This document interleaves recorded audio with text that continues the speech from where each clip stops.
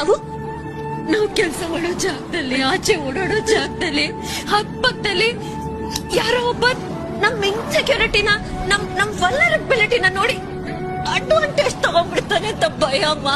ಅದಕ್ಕೆ ನಾವೆಲ್ಲರೂ ಈ ತರ ಒಂದು ಸ್ಟ್ರಿಕ್ಟ್ ಮುಖವಾಡ ಹಾಕೊಳ್ಳೋದು. ಈ ಭಯ ನನ್ನ ಮಾತ್ರ ಅಲ್ಲಮ್ಮ, ಪ್ರಪಂಚದಲ್ಲಿ ಎಲ್ಲಾ ಹೆಣ್ಮಕ್ಳಿಗೂ ಇರುತ್ತೆ. ಯಾರೋ ಒಬ್ಬ ಅನುಕಂಪ ತೋರ್ಸಕ್ ಬರ್ತಿದ್ದಾನಂದ್ರೆ ಅವ್ನು ಯಾವ ಉದ್ದೇಶದಿಂದ ಅನುಕಂಪ ತೋರಿಸ್ತಿದ್ದಾನೆ ನಮಗ್ ಮುಂಚೆನೆ ಗೊತ್ತಾಗ್ಬಿಡುತ್ತೆ. ಆ ದೇವರ ನಮ್ಮನ್ನ ಆಗ ಸೃಷ್ಟಿ ಮಾಡಿದ್ದಾನೆ. ಯಾವನೋ ಒಬ್ಬ ಹತ್ರ ಆಗಿ ಆಮೇಲೆ ದೂರ ಹೋಗಿ ನೋವು ಕೊಟ್ಟು ಅಥವಾ ಒಂದ್ ಕೆಟ್ಟ ಅನುಭವ ಆಗಿ